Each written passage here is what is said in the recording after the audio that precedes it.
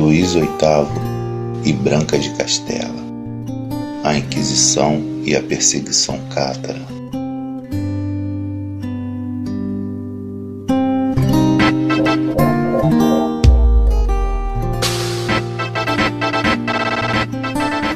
Depois da morte do Filipe II, o Filipe Augusto, o seu filho, o Luís VIII, o substituiu.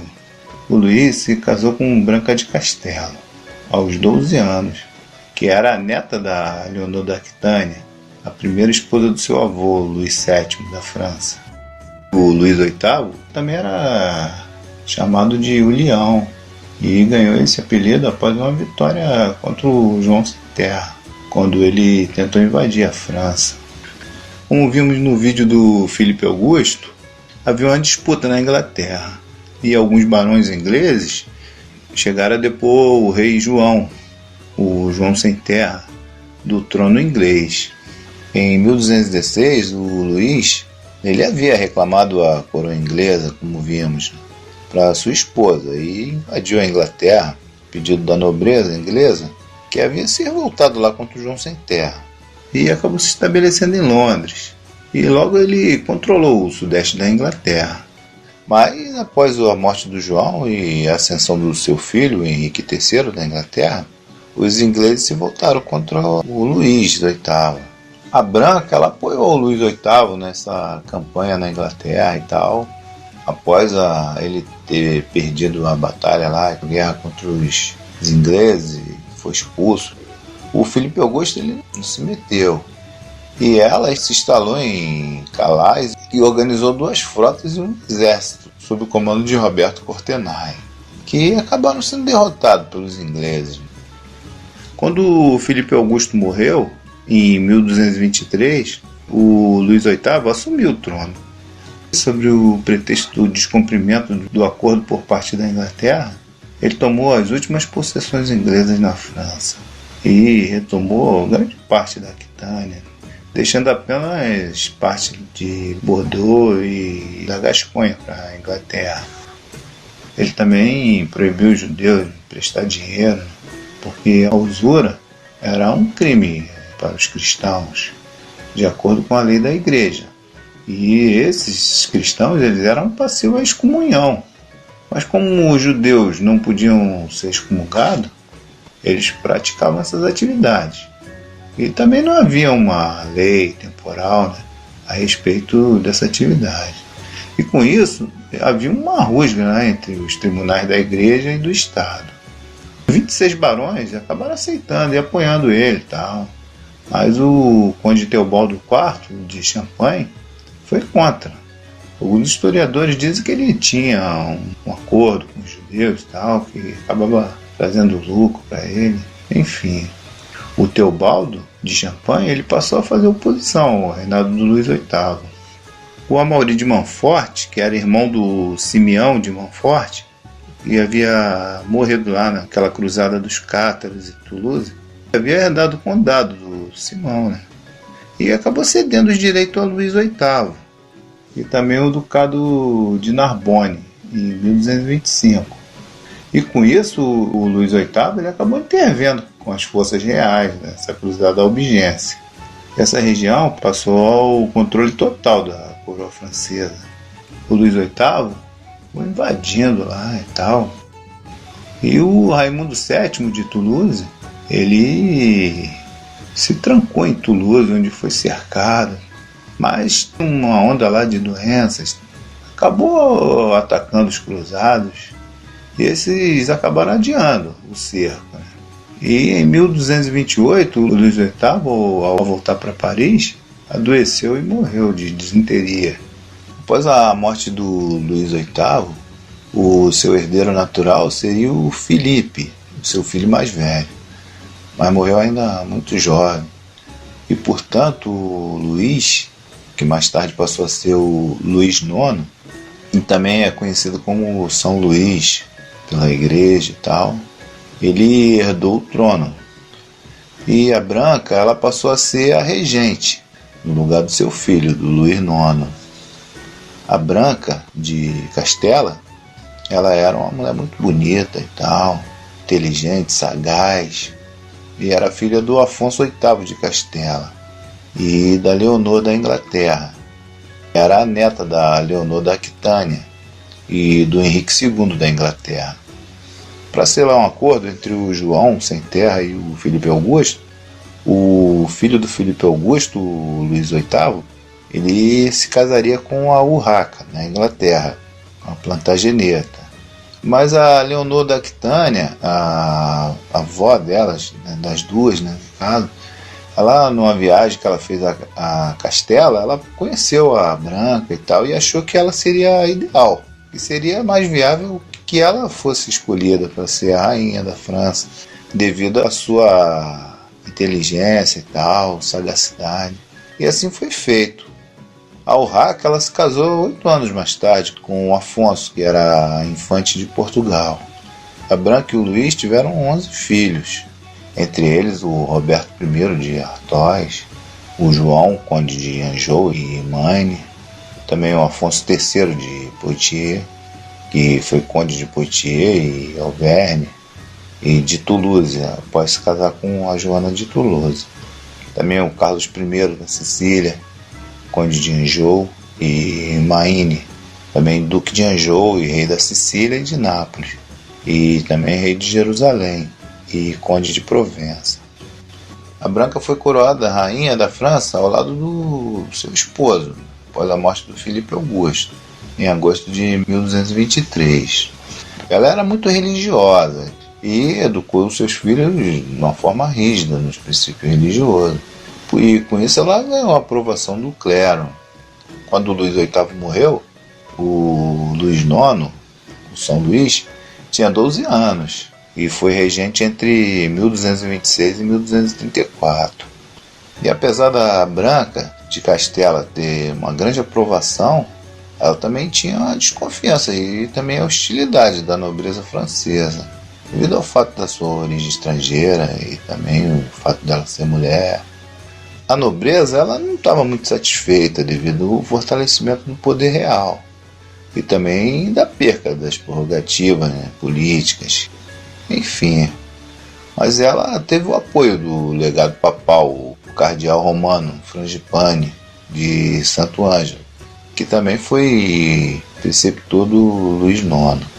A Branca levava o Luís IX com ela em suas campanhas militares.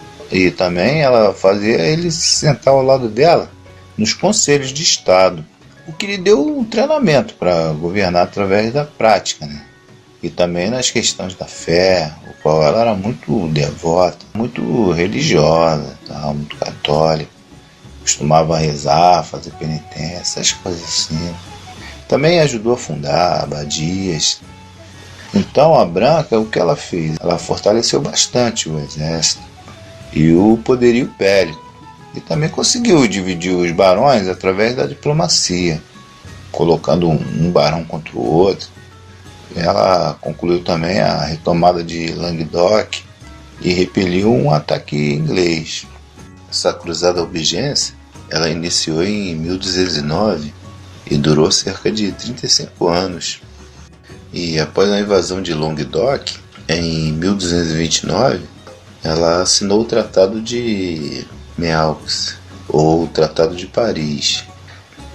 Esse tratado, além de outras coisas, compreendia 22 cláusulas, várias hostilidades entre o conde de Toulouse e a nobreza feudal francesa. E entre essas hostilidades, o Raimundo, conde de Toulouse, ele foi obrigado a fazer penitência e peregrinar até Paris, onde foi flagelado nos degraus de Notre-Dame. Também indenizações, abandonar o apoio aos seus vassalos albigenses. O Raimundo ele deveria entregar metade dos seus territórios, começando pelos pertencentes aos viscondes de Tranquevel, que passaram ao reino da França. Também perderia o território do Vale do Rodano. O Marquesado de Provença ele passaria para a mão da igreja, com o nome de Condado de Venaissin. Também deveria desmantelar as defesas, fundar e custear durante 10 anos uma universidade em Toulouse e participar das cruzadas.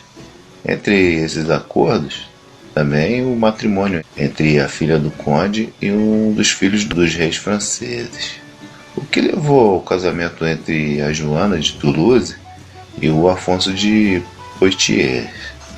Com a morte do Raimundo em 1249, as suas posses passaram para o Afonso, e quando ele morreu sem deixar herdeiro, passou ao controle da França. E séculos mais tarde, a maior parte desse território formaria as regiões francesas de Languedoc, Roussillon e de Midi-Pyrénées. E as posses provinciais que deveriam passar na igreja, elas foram retidas durante 3 anos. Mais tarde, esse marquesado de Provença, ele foi entregue ao papado. Essa região, ela mais tarde, iria se transformar na sede da Igreja Católica, de 1309 a 1377. Foi conhecido como o Papado de Avião. O Papa Gregório IX, em abril de 1233, ele editou 2 bulas que marcaram o início da Inquisição.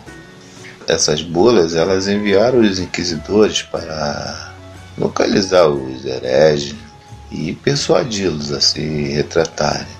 E foi confiada a ordem dos mendicantes, sobretudo aos dominicanos. Segundo alguns historiadores, a ideia da Inquisição surgiu para funcionar como um tribunal interno, apenas para dentro da Igreja Católica. Os processos inquisitoriais eram usados nas dioceses. Eles se diferenciavam dos outros, em alguns pontos. A tortura era proibida como um meio de investigação e o acusado ele tinha direito ao contraditório e direito à apelação. Como nós vimos em um desses vídeos passados, depois do fim do Império, com a expansão do cristianismo, a Igreja tornou-se a principal instituição que estabelecia a conduta moral e o pensamento religioso da sociedade da Idade Média. A própria organização da sociedade medieval era dividida em clero, nobreza e servo, um reflexo da Santíssima Trindade, Pai, Filho e Espírito Santo. A Igreja alcançou grande poder material e detinha o conhecimento da escrita, das artes e da literatura. Também tornou-se a grande senhora feudal e detinha 1/3 das áreas cultiváveis da Europa Ocidental e interferia nas decisões do poder temporal e, com isso, causou reações contrárias dentro da própria instituição. Para combater os pensamentos contrários à sua doutrina, os padres intelectuais, eles fundamentaram os seus argumentos no conhecimento da filosofia grega, e dali eles extraíram argumentos que viessem justificar as atitudes tomadas pela Igreja para impor o seu poder de dominação.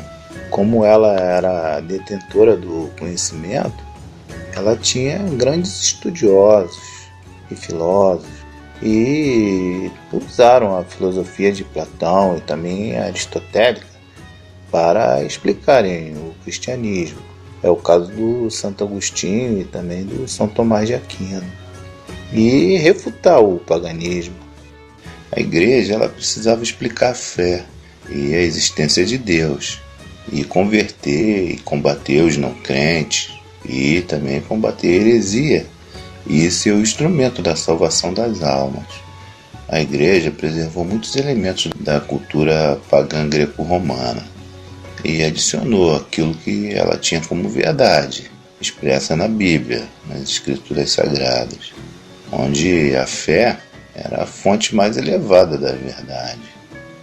As heresias eram opções religiosas diferentes da doutrina católica, com influência de religiões antigas, crenças orientais, romanas, gregos e germânicas, que existiam muito antes da predominação cristã.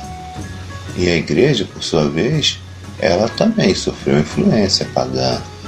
e teve que se adaptar. A igreja tornou-se um império de grandes proporções, passou a controlar territórios e a autoridade do Papa era de grande magnitude. E seus bispos e clérigos também exerciam grandes poderes temporais. Por isso, qualquer distúrbio dessa ordem era combatida com excomunhão. E a igreja, ela elaborou ferramentas para combater qualquer distúrbio dessa ordem. Inclusive, muitas revoltas camponesas a igreja considerou como heresia. Não havia mais o paganismo, mas a essência do paganismo havia se infiltrado no seio da igreja, né? A veneração aos santos, também as datas de festas pagãs, elas foram adaptadas às festas cristãs, como, por exemplo, o Natal, no dia 25 de dezembro, que era celebrado o nascimento do deus Mitra, o Solos Invicto, e também o antigo Festival dos Mortos, acabou sendo adaptado para o Dia dos Finados. Também o incenso, as velas, essas coisas elas foram readaptadas do paganismo. Em 1022 foi criado o primeiro tribunal contra a heresia, como reação à disseminação da heresia, em Orleans, na França. Em 1184, no Concílio de Verona, foi criado o Tribunal da Inquisição. Em 20 de abril de 1231, o Papa Gregório IX ele promulgou a bula Licet et Capiendos e Excomunicamus, dirigido aos dominicanos, que era uma ordem mendicante, que passaram a liderar o trabalho de investigação, julgamento, condenação e absolvição. E substituíram a prática anterior que, no início, a igreja ela usava o clérigo local como um juiz. O Papa Gregório IX ele era sobrinho do Papa Inocêncio III. Ele também canonizou São Francisco de Assis, 2 anos após sua morte. E também o São Domingos de Gusmão e o Santo Antônio de Lisboa. A Inquisição ela podia ser pontifical, eclesial e secular. A Inquisição pontifical ela era determinada pelo pontífice, certo país ou região, por tempo determinado. A eclesial era a congregação para a doutrina da fé. E a secular era estabelecida pelo Estado. Eram chamados obstinados aqueles que não se arrependiam, e relapso aqueles que diziam que se arrependiam, mas voltavam a praticar os mesmos atos. Os acusados eles não dispunham de advogados. Pelo seguinte, caso o acusado fosse considerado culpado, o advogado naturalmente seria acusado de heresia também. As pessoas que já haviam sido suspeitas de heresia eram proibidas de ser testemunha. E o acusado ele podia recusar seus inimigos pessoais como testemunha. O nome das pessoas que denunciavam ficava oculto para os acusados. E o acusado às vezes tinha que se defender contra acusações que nem ele mesmo sabia a procedência. Eles alegavam que os amigos e parentes dos acusados eles podiam oferecer represália às pessoas que estavam acusando, seus parentes e tal. Em 1252 foi introduzida a tortura nos processos inquisitoriais. Com isso, tornou-se ainda mais rigorosos os processos por heresia. Os acusados por heresia eles perderam a maior parte das garantias que nos tribunais da igreja se concedia aos outros culpados. O inquisidor ele se aconselhava com membros do fórum diocesano, e a influência desses prelados foi aumentando com o tempo, a ponto de se tornar uma espécie de jurado. E o inquisidor ele não podia dar sentença sem antes ouvir o parecer desses prelados diocesanos. E eles também podiam aceitar ou não a apelação por parte do acusado ao Papa. os inquisidores chegavam nas cidades e ali faziam um tribunal, chamado Tribunal do Santo Ofício, ou Tribunal Inquisitório, ou Auto da Fé, enfim. E aqueles que eram acusados eram encarcerados ou ficavam sob fiança e liberdade até o dia do julgamento, ou Auto da Fé.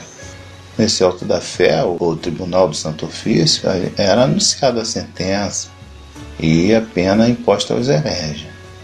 Essas penas elas poderiam ser multas, peregrinações, também servir nas cruzadas durante um certo tempo, também a confiscação dos seus bens, carregar uma cruz na roupa onde as pessoas podiam identificá-las como hereges, também a flagelação. Os hereges obstinados podiam ser acusados e ficarem presos durante um tempo ou até pelo resto da vida. E também a pena capital pelo fogo.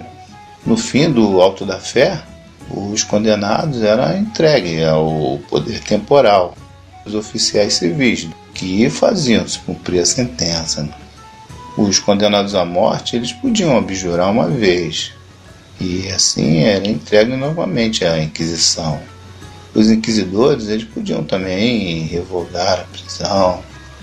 Bom, o estudioso Henry Cameron ele alega que a pena de morte pela fogueira era frequentemente utilizada por praticamente todo o sistema jurídico da Europa, e também o uso da tortura.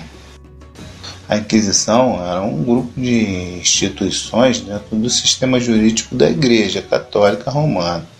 O seu principal objetivo era combater a heresia, e nesse período, no século XII e XIII, os cátaros e os valdenses eles foram muito perseguidos. E também, mais tarde, outros grupos, como os fraticeles, os rositas, que eram os seguidores do John Hus, os beguinos, enfim. A palavra cátaro tem origem grega, que significa puros. Era uma religião cristã maniqueísta, um dualismo gnóstico, e acreditavam que o verdadeiro Deus se distingue absolutamente do Criador do mundo físico. Em 1215, a fortificação de Monte Secur ela foi denunciada como um abrigo para a Igreja Cátara. E essa acusação ela foi reafirmada em 1229, no Tratado de Melx-Paris. Após o fim da Cruzada Cátara, os cátaros que sobraram eles acabaram se instalando em Monte Seguro. Essa fortificação ela ficava na montanha, que era conhecida como a Montanha Sagrada pelos cátaros.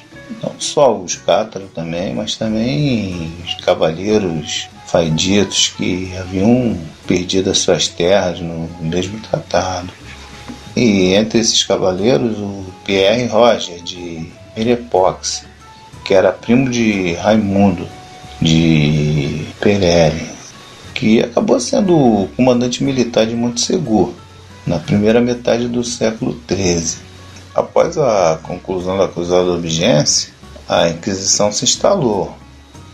2 membros da Inquisição foram mortos, o William Arnaldo e Stefan de Saint-Ibéry. Foram assassinados por cerca de 50 homens de Monte Seguro em 18 de maio de 1242, que acabou levando a decisão de uma expedição militar real para eliminar a fortaleza, por ordem da Branca de Castelo, e sofreu 4 investidas, e apenas a última teve êxito. E em maio de 1243, o Senescal liderou 10.000 homens contra o castelo, que era guardado por cerca de 100 soldados, e ali habitavam cerca de 500 pessoas, sendo que os cátaros eles não participavam de luta armada, né, de violência, por serem pacifistas. E também haviam refugiados civis que haviam sido expulsos de suas terras. O castelo foi sitiado e conseguiu resistir por alguns meses e tal. Porém, os soldados, eles, compostos por mercenários bascos, eles conseguiram escalar à noite e se apossaram da torre de vigília. Da torre, eles instalaram uma catapulta e a partir dali passaram a tirar pedra de noite sem descanso. E isso forçou os refugiados que viviam fora das muralhas a se abrigarem.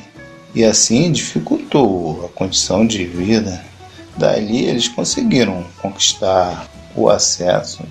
E depois de 2 meses, em 1º de março de 1244, o Pierre Roger acabou negociando uma rendição e pediu pela vida dos soldados, também dos leigos, os cátaros, que eram conhecidos também como os perfeitos, e aqueles que negassem a fé cátara seria poupado. E acabaram abrindo as fortificações, mas a grande maioria dos cátaros eles não renegaram a sua fé, né? E com isso foram julgados pela Santa Inquisição, liderada pelo bispo Bertrand de Marte, e foi entregue ao poder temporal que matou mais de 200 pessoas na fogueira, inclusive a esposa, a filha e a sogra de Raimundo de Perline. E esse local conhecido como Campo dos Cremados. As demais pessoas que estavam no castelo, inclusive aquelas que participaram do assassinato dos inquisidores, eles foram submetidos à Inquisição. Depois de ter invadido Montsegur, o Guy de Leves ele passou a dominar essas fortificações.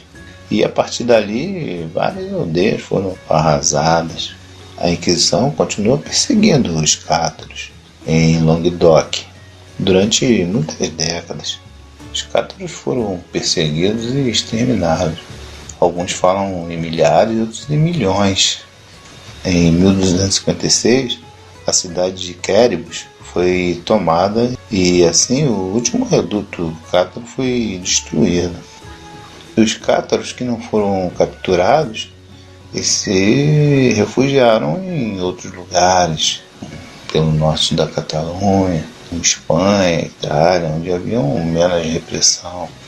E a morte do último cátaro aconteceu em 1321, em Pamiers, perseguido pela Inquisição liderado por Jacques Fournier, que foi nomeado mais tarde o Papa Bento XII, que também deu início à construção do Palácio de Avignon, onde se estabeleceu o papado mais tarde. Existiam várias lendas sobre essa fortificação de Montsegur. Consta a lenda que 3 perfeitos, ou cátaros, conseguiram fugir por uma rota secreta e recuperaram um tesouro enterrado na floresta e documentos e relíquias. Também existiam lendas que o castelo teria sido guardado o cálice sagrado do Santo Graal, o qual José de Arimateia teria recolhido o sangue de Jesus Cristo. Cada ano, no solstício de inverno, o primeiro raio de sol no horizonte atravessa o castelo no sentido do seu comprimento, e no solstício de verão atravessa os 4 arcos da torre de Menage com precisão. A Branca de Castela havia boatos lá da sua ligação com Teobaldo IV de Champagne, que na verdade ele era muito apaixonado por ela. Ele apoiou ela politicamente e também com o cardeal Frangipane, mas ela conseguiu desvincular essas fofocas. Em 1234, o Luís IX ele assumiu o trono, assumiu aos 20 anos de idade, mas manteve a sua mãe com uma grande influência política no reino ainda, né? Quando o Luís IX partiu para a Sétima Cruzada, ao Egito, que na verdade ela foi contra a participação dele nessa cruzada. E foi ela que ele confiou o trono, que na verdade foi uma decisão acertada, né? Após ele ter sido feito refém, ela enviou dinheiro e homens em seu auxílio no Oriente. Ele tinha muita confiança em sua mãe, uma verdadeira veneração por ela. Quando ele partiu para a Sétima Cruzada, Então ele disse para ela, né, deixo meus 3 filhos para a senhora guardá-los. Deixo esse reino da França para a senhora guardá-lo. Verdadeiramente, sei que meus filhos vão ser bem guardados e o reino bem governado. E realmente, enquanto ele esteve na cruzada, ela fez alianças vantajosas para a França e deixou a França próxima à aparência que tem hoje. No final da sua vida, ela se retirou-se em Melun, onde morreu em 27 de novembro de 1252, aos 64 anos de idade. A Branca de Castela ela tornou-se ancestral de praticamente todas as casas reais europeias em menos de 100 anos após sua morte, devido à sua numerosa prole e também os casamentos dinásticos, né, de seus filhos. Bom, é mais ou menos isso aí.